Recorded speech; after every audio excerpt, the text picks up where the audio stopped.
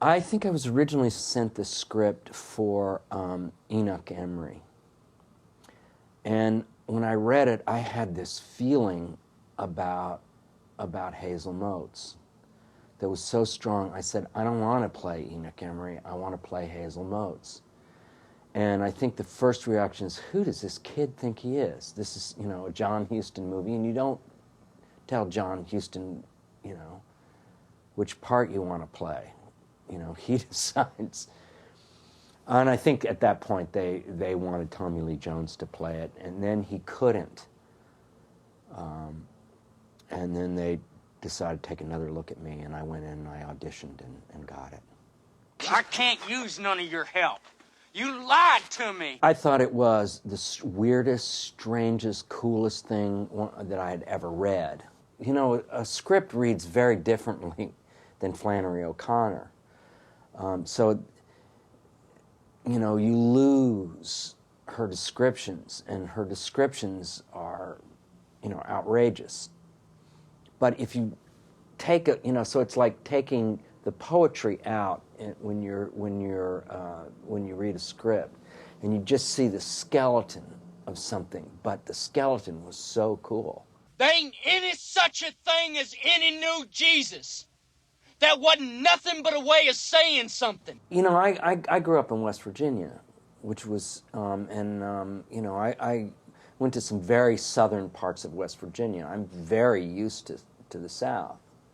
I went to school in Aiken, South Carolina, with a lot of Southern kids, with a lot of Southern attitudes, and this was right at, in the, at the time of Freedom Summer and all around that. When the Deep South was very, very deep South. So there was nothing uncomfortable or unfamiliar to me. Listen, get this. There ain't but one thing that I want you to understand, and that's that I don't believe in anything. Nothing at all? Nothing. Fitzgerald family was there. This was really a family project. Sally was very close to Flannery. I mean, she knew Flannery better than the boys did, of course. They were very young, I think, when Flannery O'Connor died. That relationship was very strong and very deep. So she knew every reference, everything that Flannery had written. The best description of Hazel Motes was something that Sally Fitzgerald told me. And she said, really, if you want to make it simple, Flannery's description is that Jesus was the dark, ragged beggar who moved from tree to tree in the back of his mind. How did he come to believe? What changed him to a preacher of Jesus? Why don't we get out and sit under the trees where we could get better acquainted? Was he always such an evil-seeming man, or before he came to believe, or just part-way evil-seeming? I interacted a lot with them. They helped me enormously. They just knew the material so well.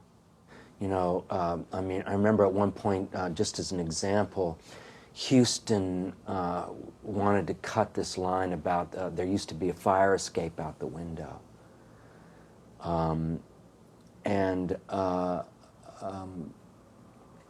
Houston said, I don't understand why that's in there. And, a hand goes up and one of the family says, well, there is no escape from the fires of hell. That was the reason.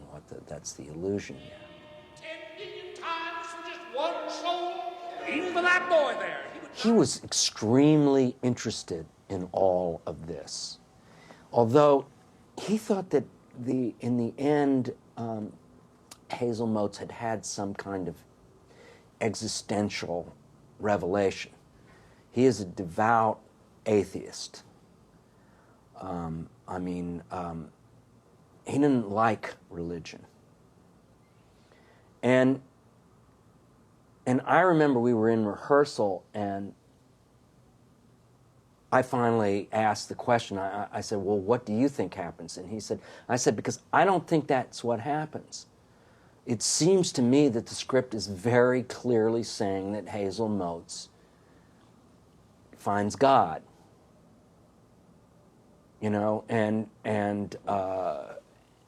And that's what happened, and dedicates his life to it. And he says, no, no, no, no, no. And then there was, the family was there, and there was, well, maybe we need to talk. And the next day, we're all sitting around at the table, and Houston kind of looks down, and he looks up at everybody and looks around and he says, Jesus wins. It's natural. Well, it's not normal. It's like one of them gory stories that some people have quit doing. Like boiling in oil or being a saint or walling up cats. There's no reason to it. People have quit doing it. Hey, they ain't quit doing it as long as I'm doing it. The way rehearsal went with Houston is he would go in and say, and now I want the artists.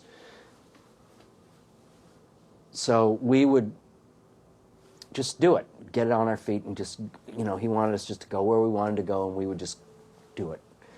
And then he would say, can you do this over here and do this over there? And he would fiddle with the blocking a little bit. And then he'd go, and then any way you want to do it, in whatever order you want to do it, whatever was easiest for the photographer, and that was it. Call me Mama now. Houston didn't spend a lot of time shooting at all.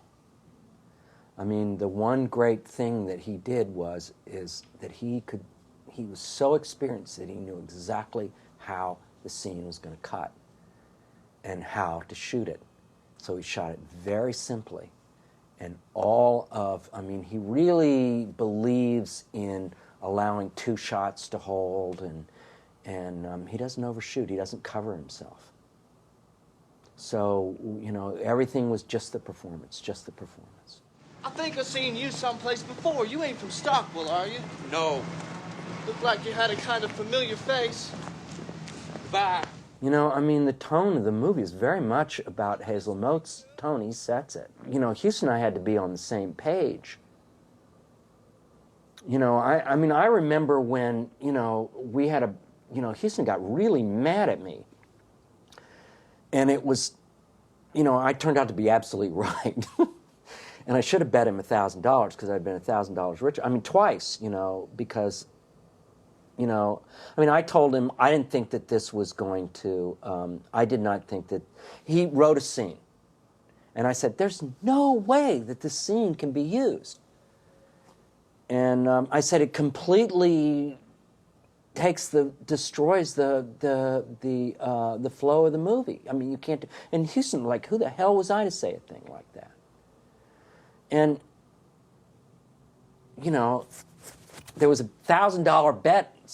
And Houston lost the bet because they tried to put it in the movie and it couldn't be used. And it turned out I was right. What was the scene?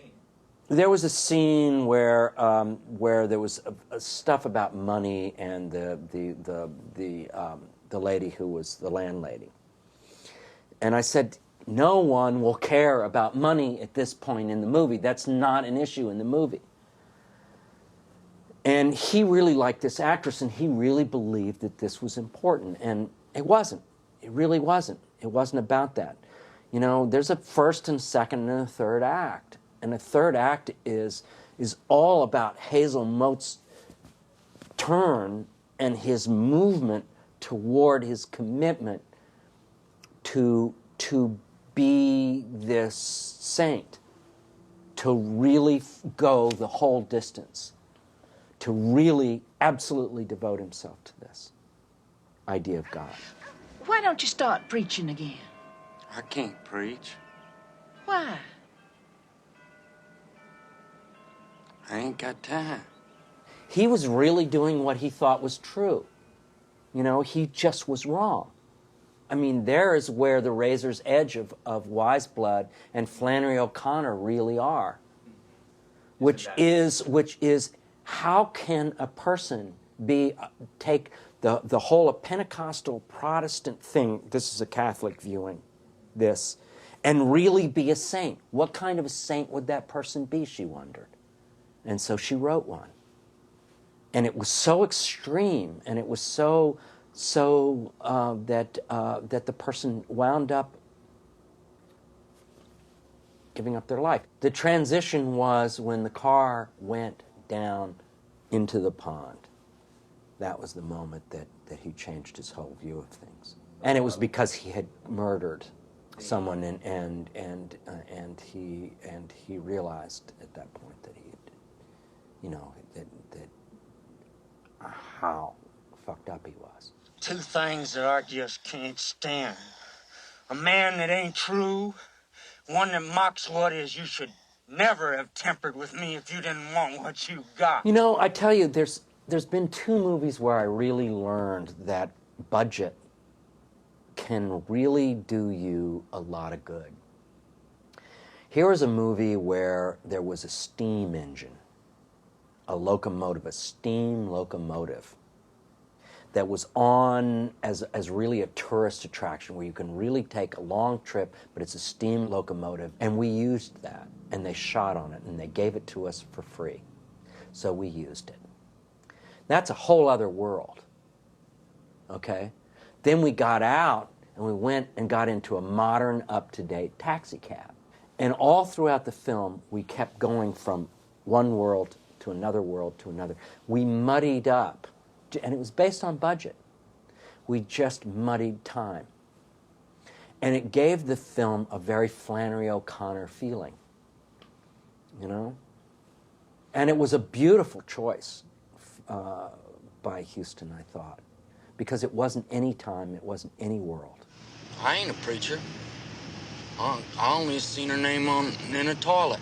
Well, you look like a preacher. Your hat looks like a preacher's hat. It ain't. It's just a hat. You don't go out whistling the tune. You know, it's not going to like grab your heart and God, man, you got to see this movie. It's really, you know, an independent film. And it's always been an independent film, and it always will be. It's much more of a particular vision.